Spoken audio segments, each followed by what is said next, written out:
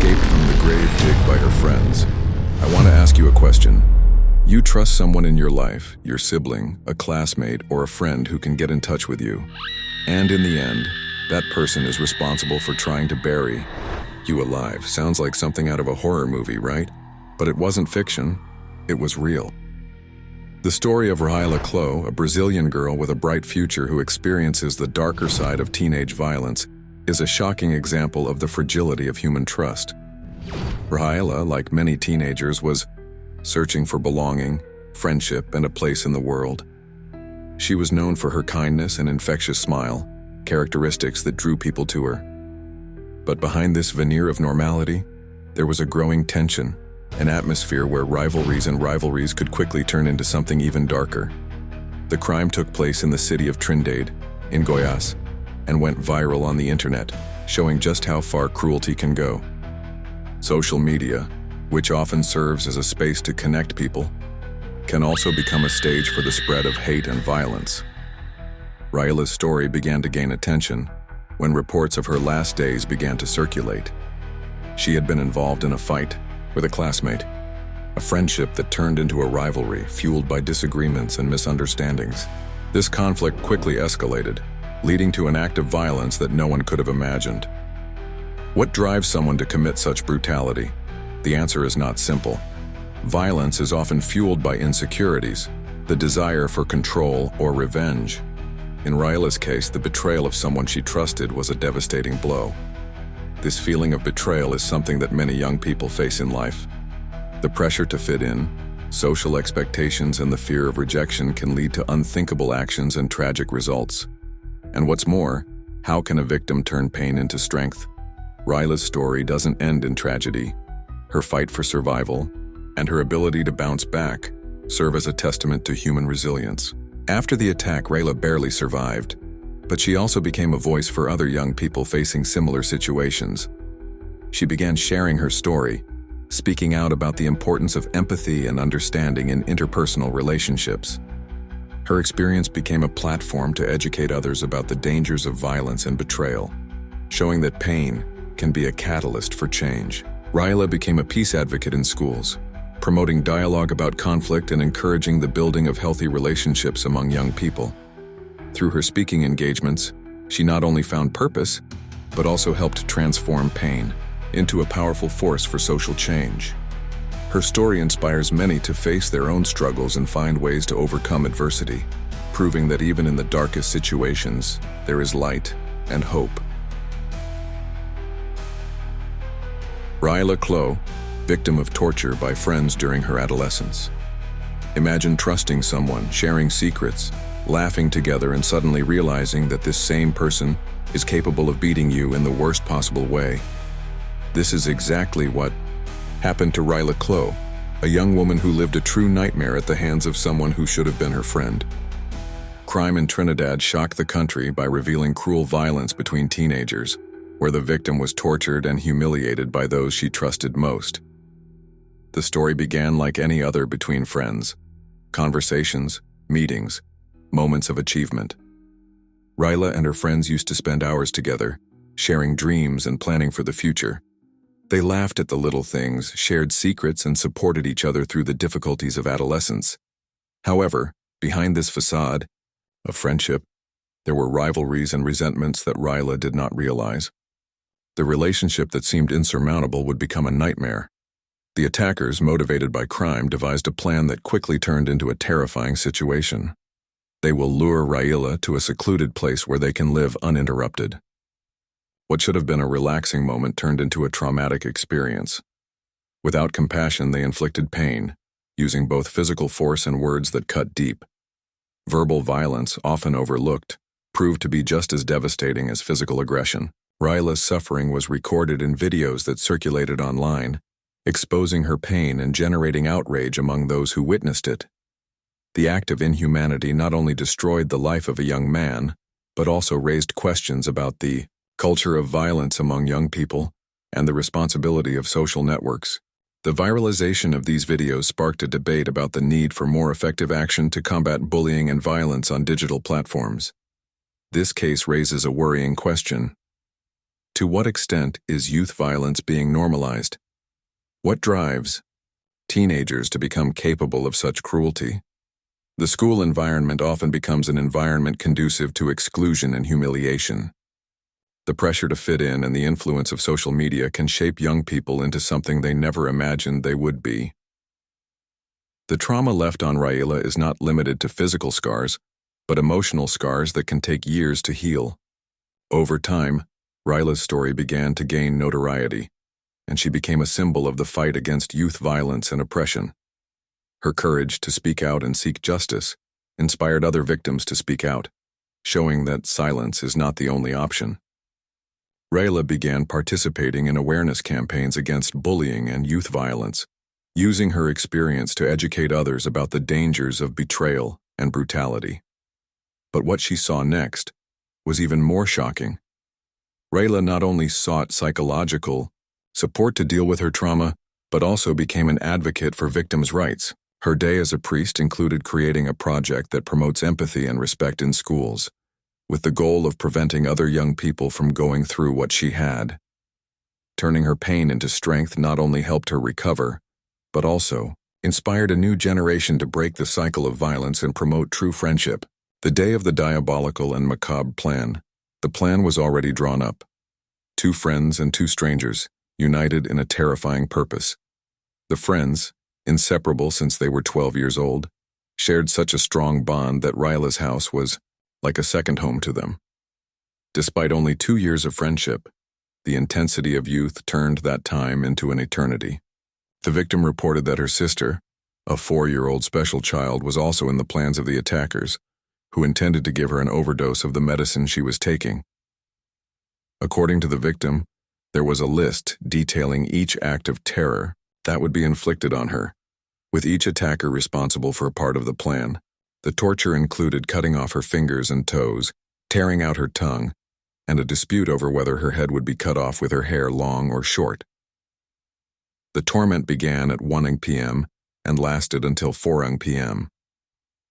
The fourth attacker, responsible for killing Rhailla, did not arrive in time due to a problem with the bus. Fearing that the victim's mother would arrive and discover the macabre scene, the attackers hesitated to carry out the crime. One of them even hugged Rhailla, declaring her love and justifying the attack with envy of her privileged life. To this day, the real reason behind such cruelty remains a mystery. In the hole dug to serve as a grave with her hands and feet tied, Rhailla was stabbed in the shoulder after dodging a blow aimed at her chest. Even though she was injured, she managed to escape by jumping over the wall of the house. In total, she suffered 32 puncture wounds to the head, in addition to other injuries throughout her body. The event occurred on September 29, 2016, a significant year that, according to numerology, marked the end of a planetary cycle. Thanks to her strength, Rhailla Kloh's cycle did not end that day. A warrior who fought for her life amidst terror. Would you fight with the same determination, or would you give in to brutality? Surrounded and with no way out, Rhailla was brutally attacked. While the attackers filmed everything, the often underestimated youth violence revealed its cruelest side. The attacks were shocking: beatings, punching hair and nails. The sadism of the attackers was evident in each laugh, in each new attack. What no one imagined was that it could have ended in an even worse way. According to the investigations, the initial intention was something even more macabre, a plan that could have resulted in Rhailla's death. The crime in Trindade was not just an act of violence, but an attempted murder disguised as a jump. The impact is profound. How did we get to the point where teenagers plan and carry out acts of such cruelty? What drives someone to act with such coldness and lack of remorse? Rhailla's case went viral on the internet, but behind the shares and comments there is a dark reality about our society. When the case reached the courts, the decision sparked heated debates. When a young person commits a crime, society tends to blame the system, regardless of the circumstances. Laws such as the Child and Adolescent Statute aim to protect young people, but they often prove insufficient. The responsibility for education is shared, and factors such as abuse and neglect can influence behavior. It is crucial that society understands the causes of youth crime and offers support. Changing this perception is essential to creating a safer and fairer environment for everyone. Judicial consequences. Punishment of juvenile aggressors and the impact of the court decision. When Rhailla Kloh's case exploded on social media, public pressure was immediate. Everyone wanted justice. But there was one detail: the aggressors were minors. And here comes one of the most controversial debates in Brazil. To what extent should age protect someone who commits such a brutal crime? The crime in Trindade left no doubt about the seriousness of juvenile violence, but Brazilian law still imposes barriers to harsher punishments. The so-called aggressor friends were arrested, underwent socio-educational measures, but would soon be free. For many people, this did not seem like justice. How could someone who tortured and almost killed someone get away with such a lenient punishment? This outrage reignited the debate about lowering the age of criminal responsibility. While some advocate harsher sentences, others argue that the focus should be on the rehabilitation of these young people. But does rehabilitation work for those who commit such a cruel act? Leave your comment. Rhailla, on the other hand, had no choice. She had to live with the trauma. While her attackers return to their normal lives, she still struggles to overcome the physical and emotional scars. But, ironically, it was precisely this pain that made her voice echo even more. And what happened next completely changed the course of her story. Current impact: Rhailla going viral on the internet by sharing her story and becoming an influencer. What was supposed to be a silent trauma, hidden behind four walls, became a cry of resistance. Rhailla Kloh decided to expose her story on the internet, and the impact was immediate. The crime in Trindade had already shocked the country, but when the victim began to speak out, the indignation grew even more. The tortured young woman transformed her pain into awareness, using social media to warn about violence in adolescence and the dangers of blindly trusting those we call friends. With each new video, more people connected with her story. Many saw her as a symbol of overcoming, while others shared similar stories. Rhailla went viral on the internet not only because of the brutal crime she suffered, but because of the way she came back from it.